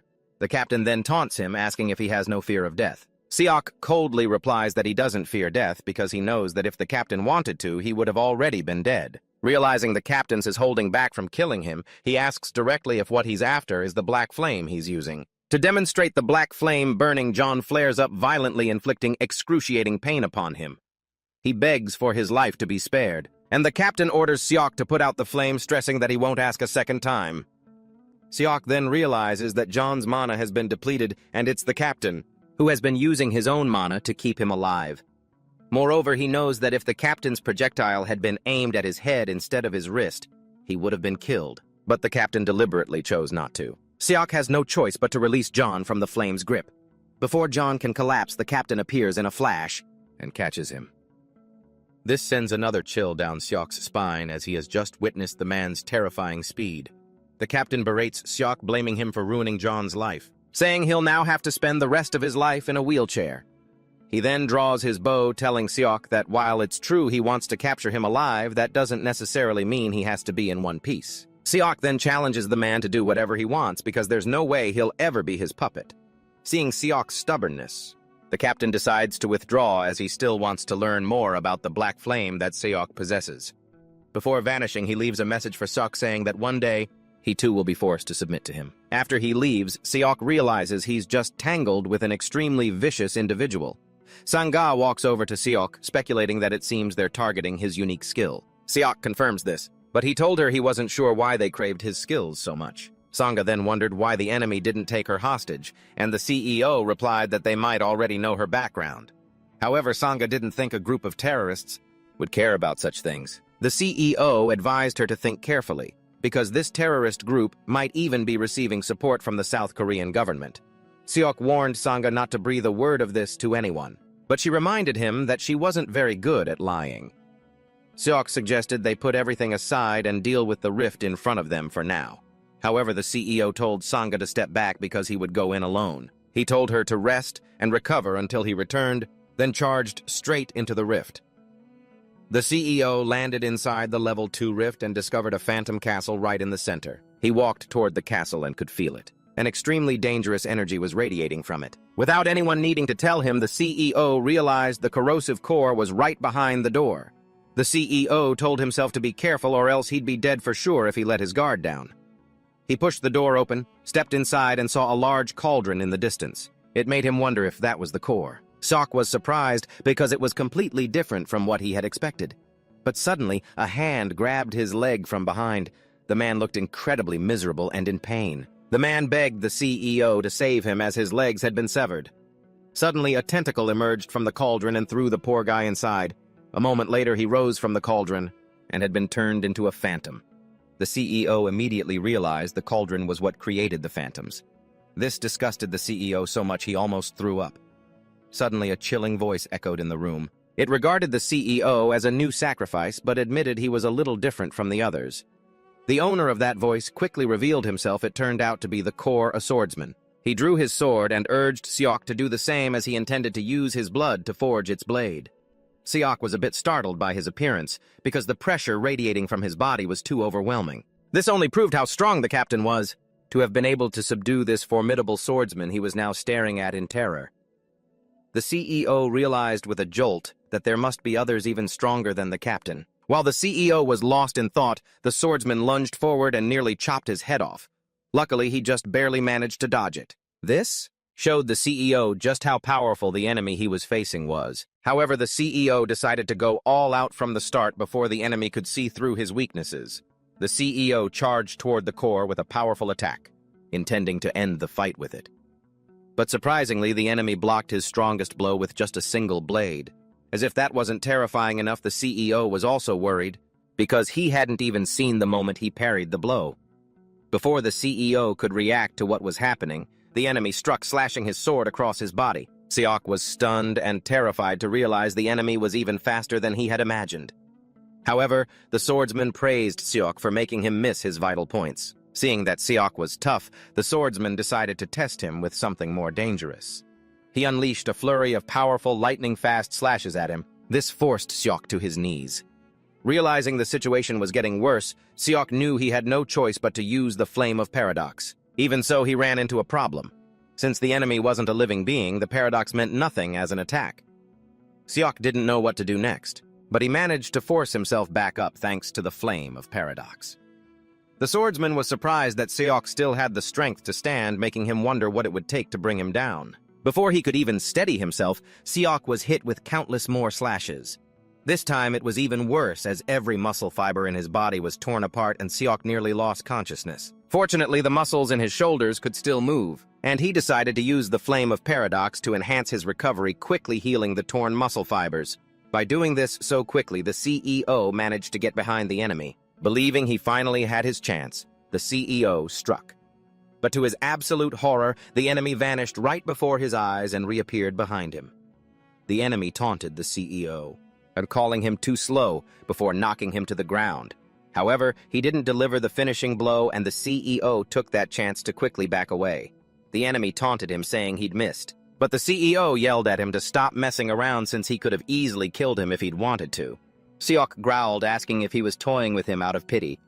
The enemy admitted he could have killed Seok, but he was a different person now. He said that currently he couldn't even remember his own name, and most of his memories from when he was alive had faded. He revealed that the gaps in his techniques, caused by his memory loss, were truly fatal. He recounted that after being defeated, he was bound by chains. Seok realized this guy was in a state completely opposite to his own. His physical body remained, but his experience and memories were almost gone. Seok realized the iron collar on his neck was the very thing the captain and John had mentioned. The enemy began to mumble about what he had lost, from his name to the reason he became a swordsman. He said the only thing left was resentment steeped in sorrow. Just then the swordsman suddenly transformed, and OK realized his resentful energy had become denser. However, he had lost a great deal of his technique and combat experience. Seok believed he had a chance to win, if the guy couldn't finish him in a single blow. Seok decided it was time to unleash his full power if he wanted to defeat this swordsman. The swordsman was surprised to see all of the CEO's wounds had completely healed, thanks to the black flame enveloping his body. The CEO then placed his hand on the ground, and the swordsman expressed his astonishment upon discovering that the CEO possessed a unique ability. Even so, he noticed the flame was burning something else, and the CEO praised his keen intuition. The CEO explained that the black flame incinerates concepts. Although the black flame looked like it possessed endless destructive power, that wasn't actually the case right now. It turned out that the larger the scope and scale of the concept, the more mana it consumed, as large-scale applications are hard to control. Seok knew he had to be careful not to get taken out by the backlash. Seok understood perfectly that if this were before, he wouldn't have needed to worry about control. He had always used his flames with the lowest possible risk, but this time, it seemed he couldn't afford to be picky anymore. Seok then told the swordsman that he would burn away all the durability in this area. The swordsman was confused by this, and Seok bluntly told him he didn't have time to explain. Without a moment's hesitation, Seok charged straight at him with his spear. He successfully pushed the enemy back. Seok realized he could use this entire situation to his advantage, as he had now grasped the swordsman's limits. Seeing the situation turn dire, the swordsman suggested taking the fight outside. A fierce battle erupted between the two of them. They clashed wildly, destroying buildings and shattering pillars as they tried to annihilate one another. Seok was quickly overwhelmed, and his spear was even sliced in two. The enemy then launched a powerful slash. It was a mighty blow that seemed like it would finish Seok, but it missed its target. Seok shattered a giant boulder and then launched himself at the enemy with lightning speed, roaring like a madman. Before slamming his weapon into the swordsman, a series of combination attacks were unleashed, knocking the swordsman back. Witnessing Seok's overwhelmingly powerful attack, the swordsman was forced to ask who on earth he was. As he was still trying to recover from the last blow, Seok dove down from above, unleashing precise, laser-like slashes. These were designed to tear his body apart. The swordsman screamed in agony as he lost a huge chunk of his life force, but Seok didn't stop continuing his charge. The two finally clashed again, but Seok's cut was deeper, slashing diagonally across his body. Neither of them wanted to give up even as they screamed in pain, and this reminded Seok of his time in the other world. Someone had once asked him what he would do if he met an enemy of equal strength. Seok had replied that one of them wouldn't be walking out alive. Now in the rift, Seok's powerful attack dealt a fatal blow to the swordsman, though it drained every last bit of his strength. Despite that, Seok could finally smile because he was the strongest. As the swordsman disintegrated, the rift granted Seok a reward just like when he defeated the level 2 core. He was happy that the rewards always appeared just like they did in the other world. He opened the box to check and found a spearhead, which left him confused about how to use it. However, it didn't take him long to figure it out. After throwing it and calling it back, he realized he could use his mana to extend its length. He remembered a rumor that the rewards that dropped were based on the number of people who entered the rift, and he wished he had told Sangha to follow him and find a safe place to hide so she could have gotten a reward too. After that, he noticed the enemy's sword hadn't disappeared, so he decided to take it. A moment later, Seok returned to the surface and saw Sangha sleeping. He tossed the sword towards her to wake her up, and she was very surprised because it looked unlike anything she had ever seen before. Seok told her he just picked it up along the way and assured her it was an excellent blade since its previous owner was no pushover. Sangha inspected it and agreed. The sword was indeed amazing. She asked him where he got it, but a tired Seok just told her not to worry about it. All he wanted to know was if she had gotten enough rest while he was gone. Before he could say anything else, Seok collapsed. Sangha was incredibly surprised, but this showed her that Seok was only human after all. Due to the extreme danger of the level 2 rift, everyone went wild when they heard the news that he had cleared it all by himself. The public went into a frenzy over it, because even the most skilled hunters would have a hard time doing it alone. His face was plastered everywhere, turning him into the #1 celebrity. Later, Seok woke up in a hospital room and realized he couldn't even step outside, because a huge crowd was waiting for him. A moment later, a woman with glasses entered the room and introduced herself as Ja Sudong. It seemed she was from the Manhwa Tower's secretarial department. Seok invited her in, thanking her for covering his hospital bills. However, he also expressed his surprise as he had never heard of a place called Manhwa Tower. Sudong replied that they weren't very well known to the public because their main field of operation was information technology. Sudong told him to let her know if there was any inconvenience, but he replied that there was nothing. However, he did let her know there was something he was wondering about. He told Sudong that he knew hospital bills weren't cheap, which meant her organization wanted something from him. Without beating around the bush, Seok asked her directly what they wanted him to do. Before explaining, Sudong gave Seok a pastry to eat. Once they were both more comfortable, she began to tell him about the shield generator. She mentioned that it was a device that created a barrier for defense against corrosive creatures. Basically, the organization wanted Seok to help transport this important device. Sudong explained to Seok that this was still just a prototype built in the US, but if it was successful and mass-produced, it would bring salvation to areas that hunters couldn't reach. Sudong told him this was a life-or-death mission with the potential to change the fate of all mankind. Seok realized this was a large-scale mission, and Sudong confirmed it, adding that they were looking to see if any other hunters were willing to cooperate. Then Seok asked her about the other hunters, and she informed him that Gilzanabi had agreed to help. Upon hearing that, Seok realized this whole thing was much bigger than he had imagined. Sudong said they would transport the shield generator by train after leaving Vladivostok and arriving in Holland. From there, they would use a helicopter to take it to England to conduct a test run. Seok asked why they had to go to all the trouble of going to England, and she revealed that one of the 69 major rifts, Ristorante, was located in Nepal. It seemed the influence of this rift covered everywhere from Europe to North Africa.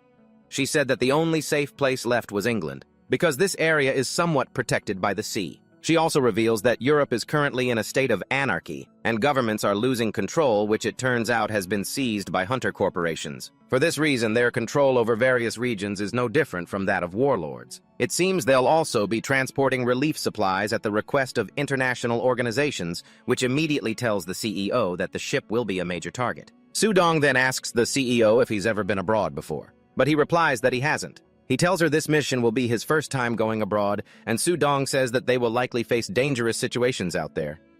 The CEO is confused when she uses the word they, and she reveals that she'll be going along on this mission as well. After that, Seok tells Sudong that he wants Sunga to come along.